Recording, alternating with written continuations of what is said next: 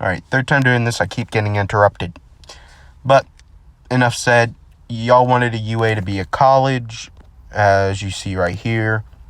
I got a couple comments back saying I should make it a college. So, UA is a college now, because I didn't really name it as a high school or whatnot. So, it's a college. And he was talking to Mirko. I mean, not Mirko, but Mirio, or Lemillion, and Tamaki. And after he says what he says, they come busting through the door, tackle him to the ground, and says that's not going to happen. And all the students come flooding in. After like 5 minutes of just pinning him to the ground and yelling at him, or no, not 5, I'm going to say like a minute, Aizawa comes in and says, "Get in your seats, that goes for you four, get off the poor boy." And they look at Aizawa and looks like, "What is he, your son?" And he's like, "He is like my son, now please get off the poor boy." And they're like, "Okay, fine." So, Izuku,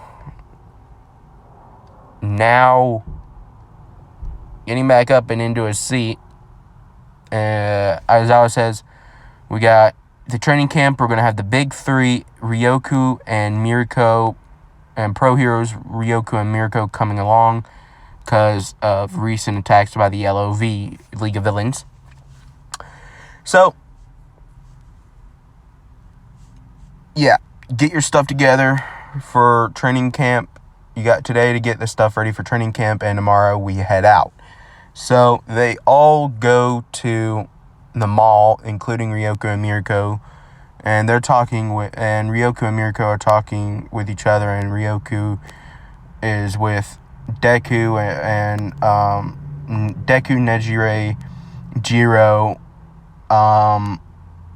Melissa, and Katsuga, because they were in the same agency doing the internships. So they're in the same group, and they are all getting stuff for the training camp.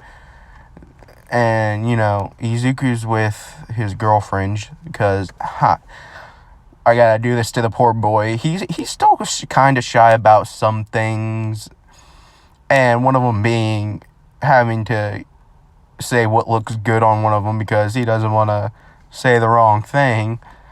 So they drag him into a shop for a woman's clothing store, and they start asking him that type of question, and he's like, "I'm gonna go grab my stuff. Good luck." And he just bolts out like no tomorrow, using lightning to enhance his speed.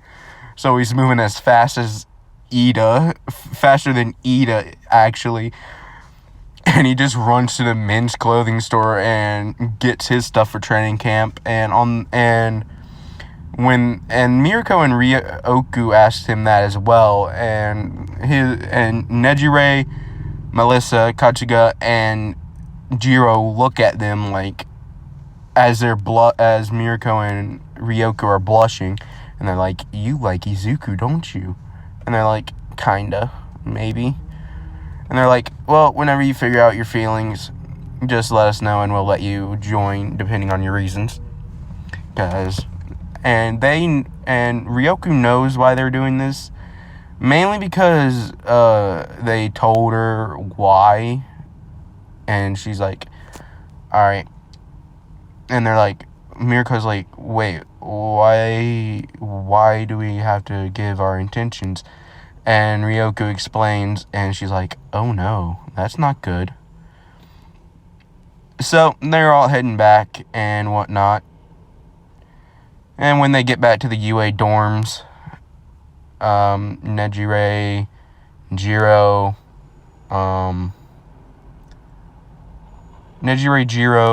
Melissa, and Katsuga go into the girls' side of the dormitory, and Mirko and Ryoku are left there, and they're talking to Izuku, and they both give him a peck on the cheek, And he's blushing, and so are they. And they're like, yeah, see you tomorrow, kid. He's like, yeah, I'm gonna go to bed. So he goes to bed. And time skip to the next morning. Everybody's waiting at the buses.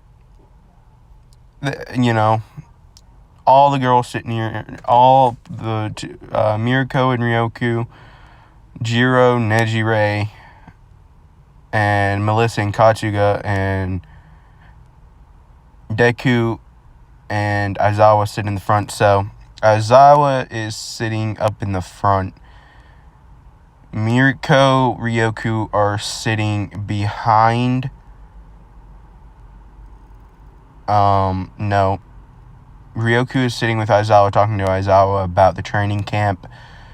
Mirko is sitting with Jiro behind Aizawa and Ryoku, and Jiro and Mirko are talking. Then Melissa is sitting beside of him. Nejire is sitting behind him with Mirio and Tamaki. And Tamaki is sitting behind Nejire and Mirio. And Tamaki is sitting next to Koda. The Anna voice, quirk Koda, not the kid from the training camp. Moving on. Katsuga, being Katsuga, she hops on Izuku's lap, and Jiro, Mirko, Ryoku look, as well as Melissa and Nejire, all blushing. And Aizawa notices that Ryoku and Mirko are blushing, and they're like, oh, and he's like, oh, God. I felt bad for the poor boy. Either way, it's going to be fun to watch. All of them look at him like, wait, you know what's going on? And he's like, yup. And Aizawa goes, yup, I do. So,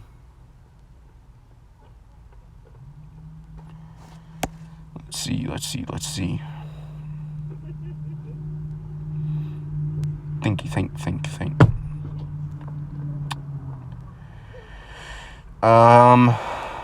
What else? Alright, so Katsuga falls asleep sitting on Deku. She buries her head in his chest. Moving on. They get to the cliff, and Katsuga's still asleep. So Izuku just carries her off. And the wild pussycats are there, and they're like, alright, so this is just a little bit of a stop, as you can say. And Deku's sensing something's about to happen, so he draws Melissa, Katsuga, Nejire, and Jiro into his shadows and pop them out behind him. And they didn't really notice because it was so fast, you know. They just thought the class moved forward a bit, and I forgot who asked, but they asked why they stopped there when the training camp is farther, and they're like, because y'all are gonna be fighting through the forest of monsters, and they're like, and Minetta's like, everybody get on the bus, and a wall just grabs everyone besides the pros and Deku's girlfriends, you know, because, you know, he's protecting them at all costs. He don't care about the others. And everybody goes off except for them. So the ones left standing at the top are Izuku, Katsuga, who's still sleeping, Nejire, Jiro, Melissa, and then the pro heroes, which are Ryoku, Aizawa, and Mirko, and then the wild pussycats. Mandolin's like, you should be down there, not up here. And Aizawa's like, just don't do it. This kid took on Nomu head on when they were even though they were weaker than him, the sheer number of them were overpowering him. And he still didn't back down, even when Ryoku was helping him. They still made it through her fire blast, and he still didn't back down, even though he was severely injured. he's stronger than he looks. So, yeah. We'll just get on the bus and head. So, they're all on the bus, and as I was like, by the way, Izuku, I saw what you did with your shadows. And he was like, I gotta protect them, right? I just looks at him like, oh, not the point, but okay. And they're like, wait, what did you do with your shadow? And as I was like, well, he pulled you into them and dropped you behind him really fast. Not fast enough to knock you off your feet, but fast enough to where nobody would notice, including you. And, you know, Kachika's starting to wake up, and she notices that she's still being carried by Izuku. And she starts freaking out a little bit, but, you know, she, and you know what, and whatnot. But she calms down, and Izuku notices that she's awake, and he's like, you want me to put you down? And she's like, no. So he carries her back on the bus and sits down with her on his lap still. And same seating arrangement for those, except for Jiro now being next to Nejire and Miriko talking to Ryoku beside her, and Aizawa just sitting by himself. So they get to the training camp, and Izuku starts cooking for everybody, you know. And he makes enough for all of Class 1A, except for Uraraka and Dinky. Because just for the heck of it, he's going to be a bit salty. He's going to be a salty cracker. He's going to be as salty as a peanut at the bottom of the bag. But yeah, he's going to be a bit mad still. So he makes the Wild Wild Pussycats plates, gives them to him, Aizawa's, Ryoku's, Miriko's. Then he gets Nejire's, Jiro's, Melissa's, and Kachika's, and then he gets his. And they're all sitting down watching the forest as the others emerge.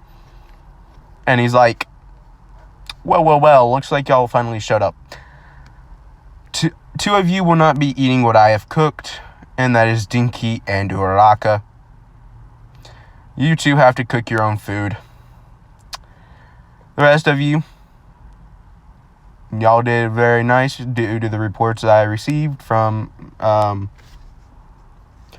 Pixie Bob. So, feel free to have at it. And if I see even Uraraka or Dinky get close to it, I will burn them to dust.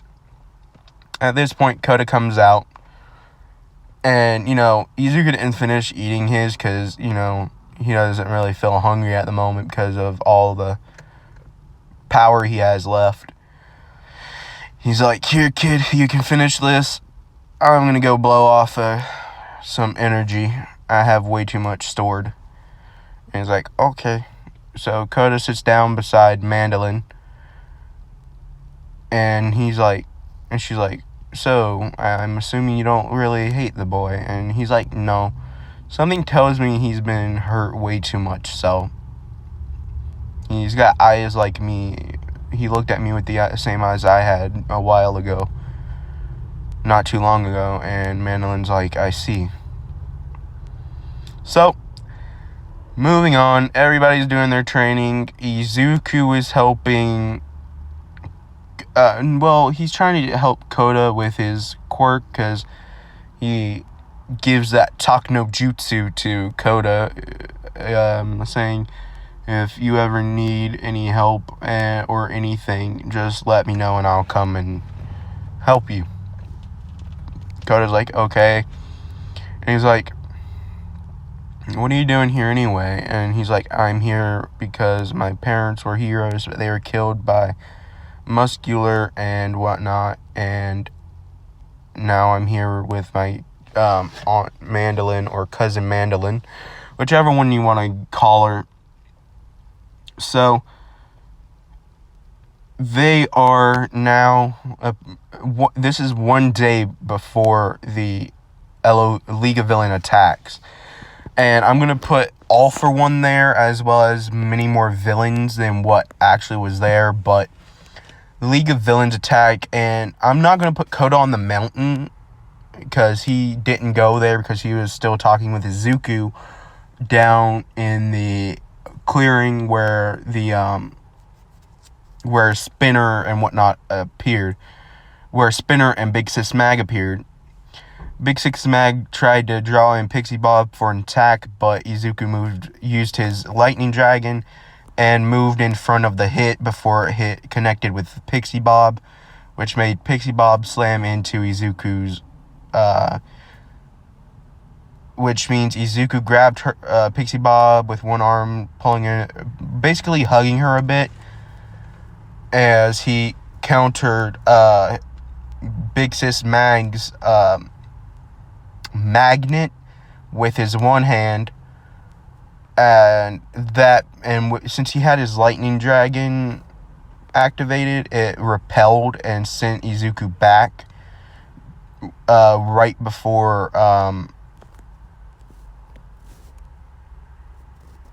the strong dude of the Wild Wild Pussycats. I forgot his name, so you gotta forgive me. So, you know, he's fighting, he engages,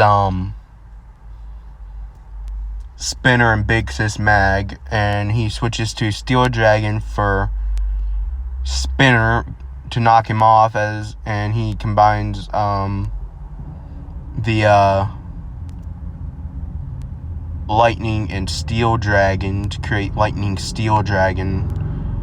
So, no, it's the Iron Lightning Dragon, sorry, because Gajio's the Iron Dragon Slayer, but they put Steel in the name for some reason, but, you know, it doesn't really matter.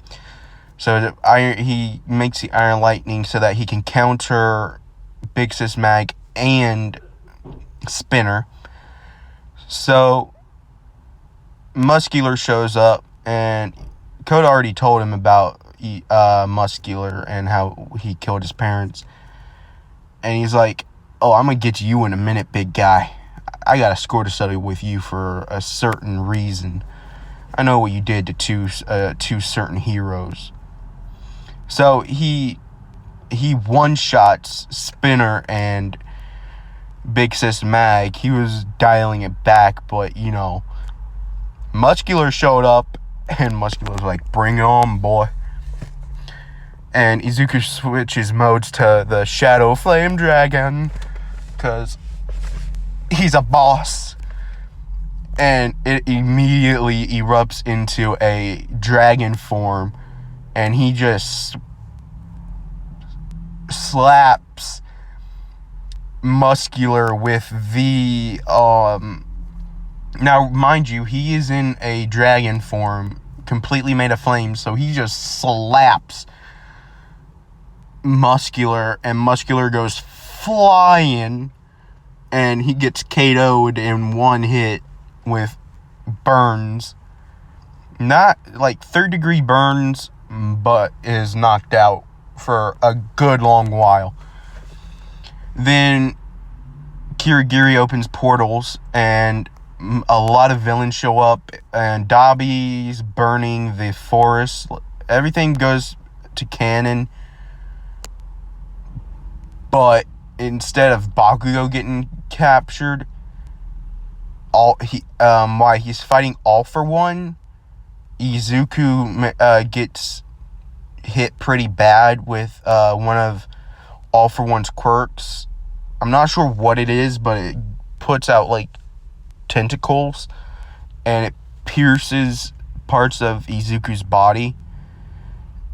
Not bad enough to kill him, but enough to make him near death. You know, it goes to his arms, his legs, and one to the side of his chest. So, you know, Kazuga, Melissa, Nejire, Jiro, and Mirko and Ryoku are just freaking out because they never seen him get injured like that before. But he uses Wendy's Sky Dragon magic to slowly regenerate some of to slowly heal some of the wound. But he's like, Aizawa, I'm going to end this, but you have to look after all of them. And he's like, what do you plan on doing? He's like, I'm planning on giving the League of Villains what they want. One of their targets. And they all look at him like, what do you mean? It's a ability of the Poison Dragon Slayer. I can hear their thoughts. Just like Mandolin can use telepathy. But I can read minds instead. They came here for Katsuga. But, I didn't mean to say Bakugo gets captured. And when he was reading Muscular's mind, he was using the Poison Dragon Slayer's Cobra's ability of reading minds or hearing what they're thinking.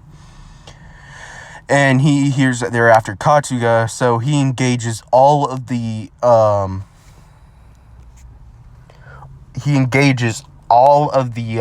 villains, including All For One, and he tells Aizawa to keep them back, like he did, because they're after Katsuga.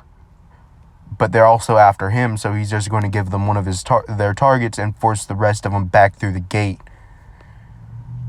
And he's like, don't do it. You do that we may not be able to save you. And Izuku looks at him like, that's fine. I don't really care. As long as all of them are safe, I don't really care what happens to me. I don't care if I get killed by All For One. I will gladly do that and risk it all. So he pushes all of his Dragon Slayer abilities to their maximum limit and fires off a non-lethal beam, knocking them all through the portal that Kirigiri made, including Kirigiri. But Izuku grabbed Kirigiri and by the face as he went through the portal to make sure that just so that he could make sure Kirigiri didn't warp back with more villains to kill Class 1A and 1B. Because 1B was there like in canon, but Blood Vlad was sitting on the sidelines defending against some other attacks that managed to make it through the defense that Izuku made. Because Izuku was making sure that none of them got past him, but some of their quirks managed to send, like, some of them had like a fire quirk, a earth quirk or something, and he was doing his best to make sure none of those quirks got past him, but some of the stuff did. So Bloodlad and Aizawa took care of it. As soon as the portals disappeared and Izuku was on the other side in the League of Villains headquarters, Ryoku, Miriko, as well as Nejire, Jiro, Melissa, and Katsuga broke down crying. And everybody was looking at him like, I understand those four, but what about you two? And they all hug each other crying. And I was like, shut up, idiots! They all liked Izuku, but now he might be dead. Either way, I'm going to try and find where their headquarters is. I'll be back. Luckily for them, Muscular and Big Sis Mag, as well as Spinner, were knocked unconscious. And, they interrogate them. And they give up the location of their base. All Might and some other pro heroes take part in it, as well as Miriko and Ryoku, to make sure that he's alive or worse. That way they can tell the others, tell Nejire, Jiro, Melissa, Katsuga, and Inko.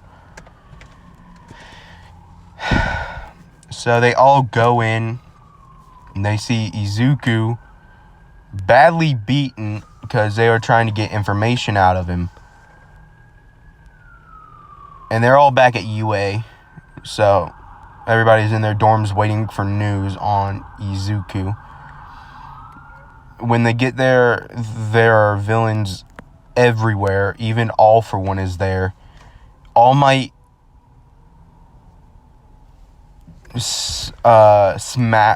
Detroit smashes at 100% All For One. So they managed to untie Izuku, but he's, like I said, he's badly injured because of the fight, and they managed to capture him after being overwhelmed, and they were torturing him for information, so he's got cuts and burns on his body. And then a massive explosion happens, and Deku was kind of conscious, and when it happened, he shielded all the heroes that came to get him, as well as himself and Shadow.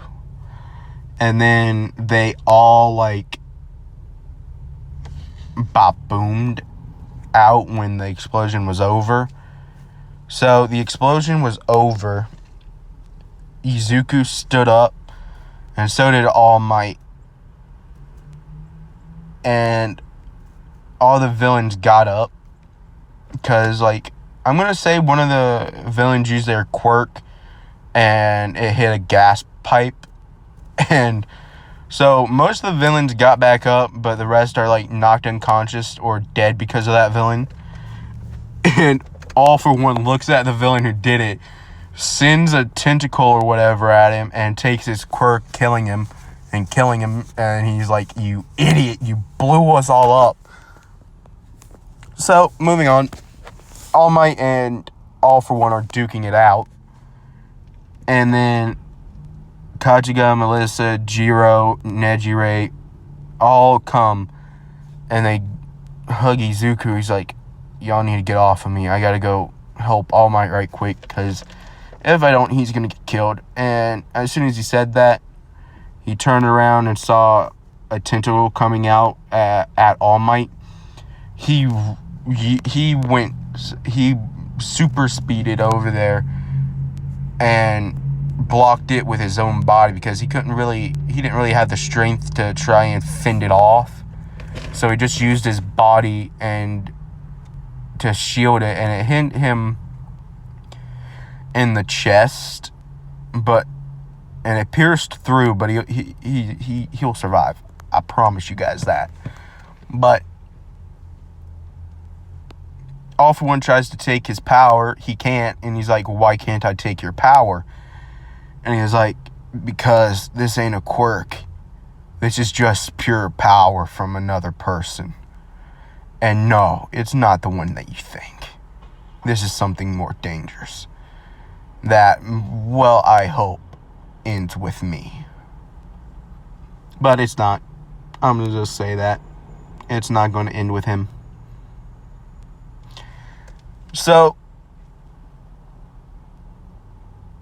no, he explains that it was people from another place that taught him how to use a certain type of power, that it's not based off a quirk, but off of your spirit energy, or not like chakra, but basically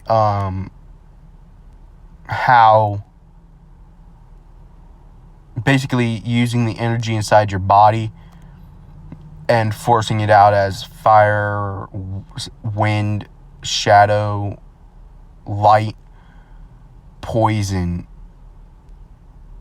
fire, steel, or basically like that.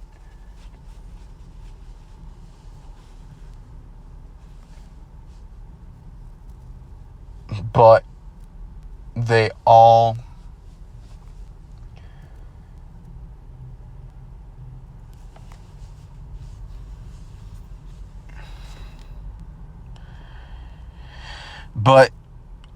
All For One retracts the tentacle, and Izuku charges and combines Shadow Flame and Iron Dragon Slayer, and says Shadow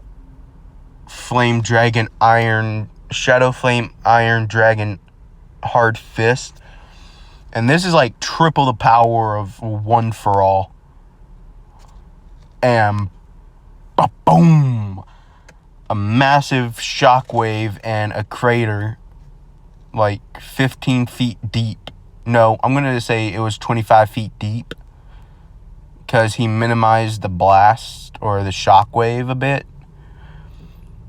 And All for One knocked out.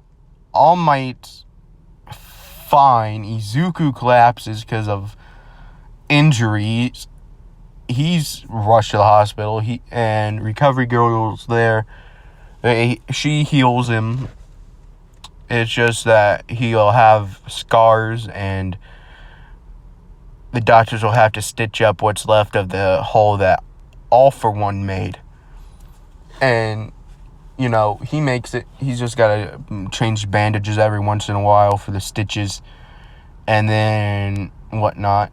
And then, you know, he's back in his dorm. And Nejire, Jiro, Melissa, Kachiga, Miriko, and Ryoku come in there. And they lock the door behind them.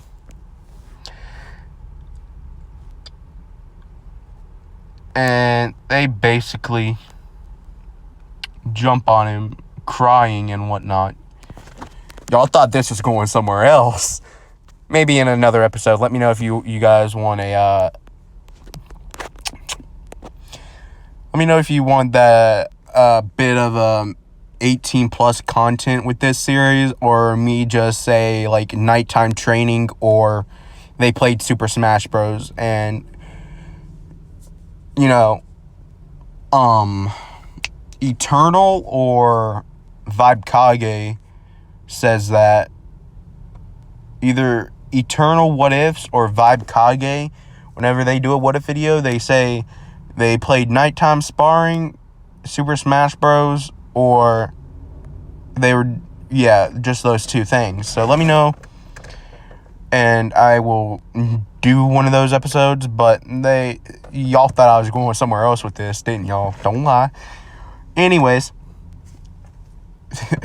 they did lock the door though, and they were crying, thinking that because of what he did at the training camp. So after they were done crying, they all fell asleep, and Izuku's like, what am I gonna do with all of you? So I think I'm gonna leave this one here and then pick it up tomorrow. So yeah, I'm gonna leave it here and I will end it there for you guys, and then we'll pick up when they wake up in the morning. So later. Hold on, there's one more thing. Leave a comment if you want 18 plus, or me to just say nighttime sparring, or they played Super Smash Bros. Because I don't really feel like doing 18 plus scenes, but if you want me to, I will. Oh man. But I'm gonna end it here later. See you guys in the next one.